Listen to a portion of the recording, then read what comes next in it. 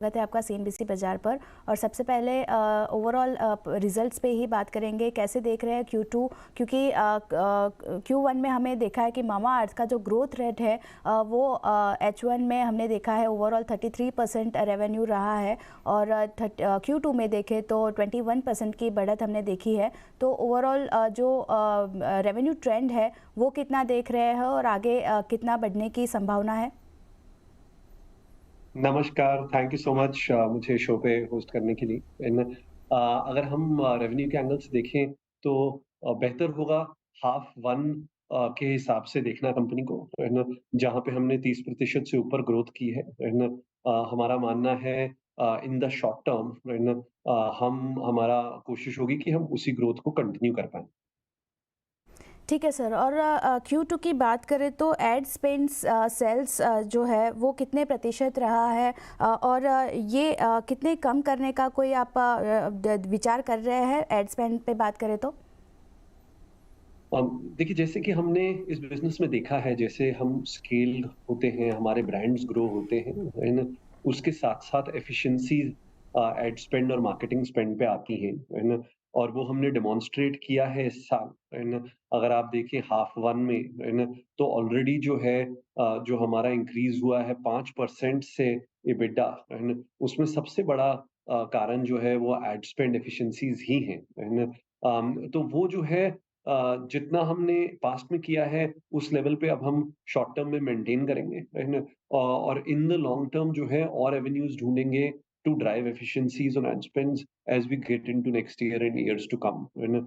कि कैसे हम और एफिशिएंट बन सकते हैं। जी सर। और मार्जिन इम्प्रूवमेंट की बात करें तो रन रेट क्या रहा है, और ये ईयर एंड तक आप क्या देख रहे हैं, कितना रन रेट अभी और आगे दिख सकता है? तो जिस प्रकार हमने H1 में डिलीवर किया है ना? उस पे जो है उसी को देख के आप अंदाज़ा लगा सकते हैं कि कैसे रेस्ट ऑफ द ईयर भी हो सकता है। तो हमारा वही कोशिश रहेगी कि उस लेवल पे हम मेंटेन रखें। जी सर। और ऑफलाइन सेल की बात करें तो आपका शेयर रेवेन्यू कितना है यहाँ पे ऑफलाइन में, और यहाँ पे ईयर एंड की बात करें तो ऑफलाइन डिस्ट्रीब्यूशन के लिए आपने कुछ टारगेट रखा है? तो अगर हम देखें तो अबाउट 35% बिज़नेस का जो है वो ऑफ़लाइन से आता है ना? और ये काफ़ी स्ट्रॉन्ग ग्रोइंग चैनल है हमारे लिए, है ना? और ये चैनल में जो है वो ऐसा नहीं है कि मतलब हर क्वार्टर कुछ डिफरेंशियल ग्रोथ आ जाता है। आराम से जो है आपको स्टोर्स ऐड करने पड़ते हैं, ओपन करने पड़ते हैं, मॉडर्न ट्रेड कस्टमर्स के साथ वर्क करना पड़ता है ना? तो धीरे-धीरे बट फॉर श्योर ये कंटिन्यू टू रहेगा ग्रो करते हुए, है ना? और कंपनी का ग्रोथ ड्राइवर भी बना रहेगा। जी सर। और मेरा लास्ट क्वेश्चन रहेगा, नए प्रोडक्ट जो हमने लॉन्च किए हैं तो यहाँ से कितना रेवेन्यू टारगेट आप रख रहे हैं नेक्स्ट क्वार्टर के लिए? बिकॉज प्रोडक्ट देखे, नए प्रोडक्ट का अच्छा रिस्पांस तो मिल रहा है, तो यहाँ पे क्या टारगेट रहेगा? तो ऐसा कोई हम स्पेसिफिक टारगेट नहीं रखते हैं। हमारा जो उद्देश्य होता है वो ये होता है कि कंज्यूमर क्या चीज़ ढूँढ रहा है ना? और क्या चीज़ हम उनको प्रोवाइड करें जिससे कि वो डिलाइट हो जाएँ, है ना? क्या चीज़ वो विश्वास ऑलरेडी रखते हैं, जैसे हमने मुल्तानी मिट्टी रेंज लॉन्च की लास्ट क्वार्टर, है ना? और वो कंज्यूमर्स को बहुत पसंद आई बिकॉज़ इतने सालों से हम लोग मुल्तानी मिट्टी यूज़ कर रहे हैं, विश्वास कर रहे हैं एंड अब वो रेडिली अवेलेबल फॉर्म में है ना?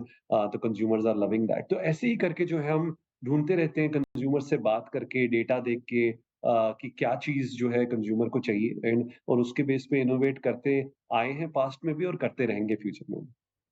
On that note Varun ji, शुक्रिया हमारे साथ जुड़ने के लिए और ये सारी डिटेल शेयर करने के लिए, और all the best for coming quarter sir. Thank you so much.